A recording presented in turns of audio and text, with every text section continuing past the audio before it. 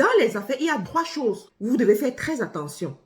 Le loyer, les salaires et les impôts. Quand tu as un business, tu dois analyser ton business, même dans les pires conditions. Et quand on fait la prévision, on est pessimiste. Si tu dois te lancer en affaires et tu veux t'engager dans ce qu'on appelle les charges fixes, alors je t'invite à écouter cette vidéo jusqu'à la fin pour ne pas tomber dans les pièges qui vont te détruire et vont t'obliger à fermer ton business. Carilla Cosmétiques, le secret d'une peau saine. Produit homologué chez Santé Canada. Livraison partout dans le monde.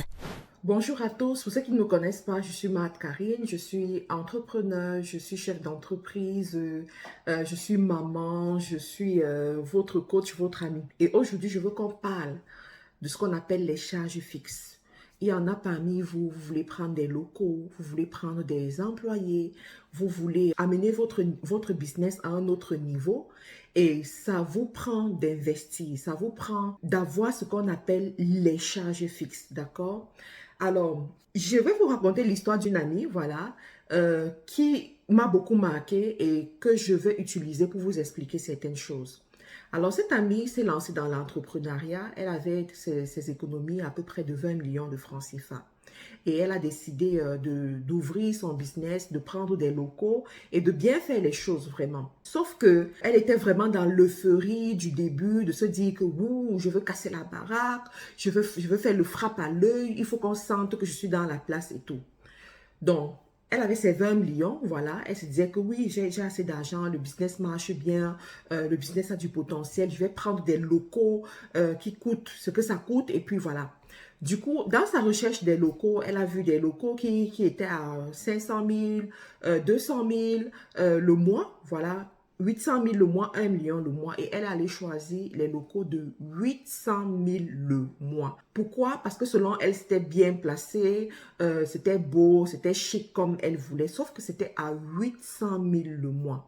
Et il faut savoir que dans plusieurs pays africains, dans certains pays africains, quand vous devez prendre des locaux pour la première fois, quand vous êtes un premier locataire auprès d'un bailleur, des fois, ils vous demandent de payer plusieurs mois à l'avance. Ça peut être 10 mois, ça peut être 20 mois, ça peut être 10 mois, ça peut être 12 mois. Donc, des fois, c'est 10 mois avec 2 mois de caution. Donc, dans son cas, elle s'est retrouvée à dépenser une somme de 9 600 000 cash pour avoir accès à ces locaux. Sauf que, comme d'habitude, il faut toujours faire des travaux d'aménagement, il faut aménager le local et tout, et elle a dépensé 4 millions pour aménager le local pour que ce soit comme elle voulait. Ensuite, elle a recruté des employés, elle a pris 2 employés qu'elle payait à 180 000 francs le mois, d'accord? Chaque mois, 180 000 francs. Ensuite, elle a dépensé aussi pour installer la climatisation, pour prendre une ménagère qui doit nettoyer ses locaux tous les matins et tous les soirs. En fait, il y avait d'autres dépenses qui faisaient en sorte qu'il y avait un 200 000 le mois qui s'ajoutait à sa facture. Du coup, elle se retrouve à une facture de plus de 1 800 000, presque 2 millions de francs le mois pour son business. Entre-temps, mon ami s'est acheté une belle voiture qui, pour entretenir, il faut effectivement de l'argent. Donc, les premiers mois, ça va, elle ne sent pas trop la douleur parce que, bon, voilà, c'est l'euphorie du début et tout. Il faut savoir que tout business, lorsqu'il est tout nouveau, il est tout beau. D'accord? Lorsqu'il est tout nouveau, il est tout beau. Vous allez attirer des curieux qui viendront et puis ça peut vous transmettre des mauvaises informations ou alors des informations qui ne sont pas réelles en fait. Donc, les premiers mois, ça allait, voilà, elle se battait, sauf que après, la situation a commencé à changer. L'euphorie s'est un peu calmée et puis les gens ne venaient plus comme il faut et elle continuait à payer, d'accord? Je vous ai dit, entre-temps, elle s'est acheté une voiture, elle avait une belle voiture qu'elle conduisait et tout ça. Donc, l'euphorie s'est arrêtée et il n'y avait plus assez de clients pour faire le chiffre dont on a besoin pour pouvoir payer les factures. Elle se dit, bon, c'est un moment passager et tout ça va passer. 6 mois passent, 1 an passe, 1 an et demi passe, la situation ne s'arrange pas. Au début, elle payait les charges avec ses propres revenus et au fur et à mesure, elle s'est rendue compte qu'elle n'arrivait plus. Elle a d'abord garé sa voiture, commencé à prendre les transports en commun comme tout le monde et Plus tard, elle se rend compte que les employés, même un peu plus les gérer comme il faut, elle renvoie d'abord un employé. Elle continue à se battre. Le loyer, elle commence à avoir des arriérés. Le bailleur commence à se fâcher. Donc, de plus en plus, des problèmes arrivent et elle s'est retrouvée en train de fermer tout simplement. Je ne veux pas rentrer dans plus de détails que ça parce que, bon, ça engage d'autres choses. Mais j'ai pris cette expérience pour vous montrer que lorsque vous vous lancez en affaires, c'est bien beau de faire les choses en grand. D'accord? C'est bien beau voilà, de faire des choses flambantes. Mais soyez conscient et soyez réaliste. Soyez conscient et soyez réaliste. On n'observe pas la pertinence d'une activité en 3 mois, ni en 6 mois, ni même en 1 an. D'accord? Il y a des gens, par exemple, qui ont lancé des activités en période de COVID. Et en période de COVID, c'était waouh, ils ont percé, ils ont fait du chiffre. Ils ont pris des engagements pendant cette période. Sauf que lorsque l'euphorie de COVID a baissé, les choses ont complètement changé. Le comportement du consommateur a également changé. Et si le consommateur n'achète plus comme il achetait d'antan, ce qui est sûr est que ça va toucher votre chiffre d'affaires. Vous n'allez plus réaliser le même niveau de vente que vous réalisez en période de COVID ou bien post-COVID par exemple. Et les charges que vous avez prises ou vous êtes engagé, ça devient une épine à votre pied. Donc ça, c'est d'abord la première des choses à comprendre. La deuxième des choses, c'est de savoir que on ne commence pas une activité avec trop de charges. Les charges que vous-même, vous ne pouvez pas supporter de façon normale. On va graduellement. En affaires, on n'est pas pressé. En affaires, celui qui est trop pressé se cogne la tête et disparaît de la circulation. Le monde des affaires, c'est un monde sans pitié. Lorsqu'on parle déjà d'argent que vous devez dépenser en fait, que l'argent sort, il n'y a plus la pitié en fait. Vous devez bien réfléchir. Donc, quand vous prenez des charges fixes comme le loyer par exemple, tu commences une activité, c'est ta première fois de prendre le local quelque part. Et puis tu pars prendre un local de 800 000. 800 000 que toi-même tu ne peux pas produire. C'est pas possible, ça ne marche pas, il y a un problème quelque part. Pourquoi ne pas commencer petit? De voir comment ton activité est en train de grandir. De voir comment les clients eux-mêmes te disent qu'il faut que ce soit plus grand, que ce soit plus proche d'eux.